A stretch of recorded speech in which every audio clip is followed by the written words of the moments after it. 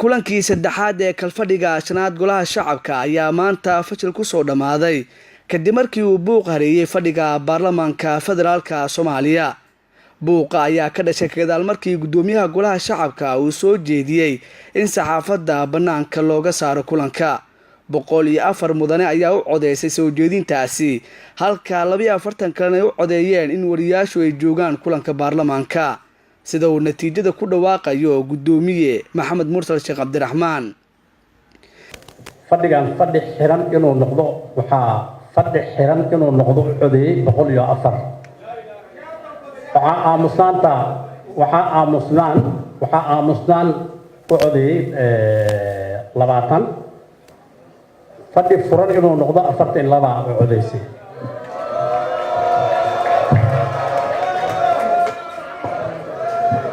waxaan leenahay marka meediyaha ka baxaan fadhigan waa fadhi xiran.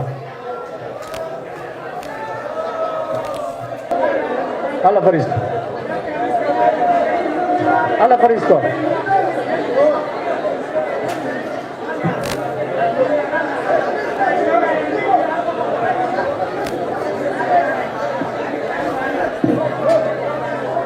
رصادك golaha shacabka wuxuu qabaa ajandaha markuu diyaarsan yahay wixii ku cusboonaaday inay toban xilbaan soo gudbisa waxa halkan ka dhacay sharci maahan waxa la qarinayana waxa weeye shacabka dhiigooda uu daadanaya in dadka la maqashiyo maxaan ku raahdaa waxa ay ku dhacday mas'uuliyad darrada intaan la dhan iyo waliba ciidamada qalabka sida oo khaladaad tiro badan aan soo ogaanay iyo musuqmaasuq lagu sameeyay mushaar la'aantooda iyo xuquuqda laga hadla in shacabka la ogeysiiyo ama la maqlo ayaa la diidan yahay waxa qarsoon oo maanta la sheegi lahaa ma jiraan oo hore aan loo sheegin laakiin waa ku talagal iyo shimbriyo heesa marka waxaan leenahay waxaan aqbali doona ama yeeli doonana maahan adinkuna dulqaatay jooga ma aqbalina baarlamaanka ama shirka xirmaayo ama adinkana waad joogaysaan goobjood ka ahaan doontaan aad iyo aad u maasantihiin waxaan u sheegaynaa ciidamada qalabka sida ama hadda loo adeegsanayo baarlamaanka saxaafadda saara la leeyahay saxaafadda iyo xildhibaanada xorta ah waxay u taagan yihiin una dagaalamayaan waa xuquuqdiinni iyo waxa dalka ka qaldan inay sheegaan guddoonka baarlamaanka mashruuca oo soo qaatay ee ah inuu baarlamaanka xiro oo la af xirana mana aqbalayno annaga dadka aan matalnana waxaan ku matalnaa in shacabku uu dhageysto codkeena oo maqlo dadka ayaan matalnaa marka haddii ilaahay yiraahdo saxaafadduna xaq bay u leedahay inay maqasho gudoomiyaha waxaan ka codsanaynaa inuu sharciga aqbalo ixtiraamo dhageysto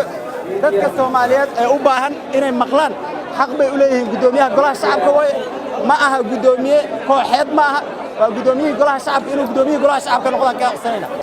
oo amni darrada haysato in amniga aan laga hadlin waa diidan dhahay waxa meeshan ka socda banka gudoon meesha kuma jiro gudoon ma jiro waa baarlamaanka waa halaabay aad ayuu u liitaa waa arkaysaan sida ay wax yihiin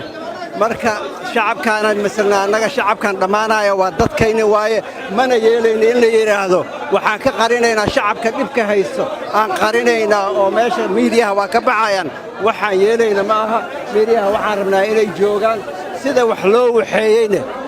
waxay ka hor imaanaysaa oo aysan waafaqsanayn dastuurka iyo xoor-hoosaadka intaba marka intaasaan rabaa inaan idiin sheego Cabdullaahi Caddaani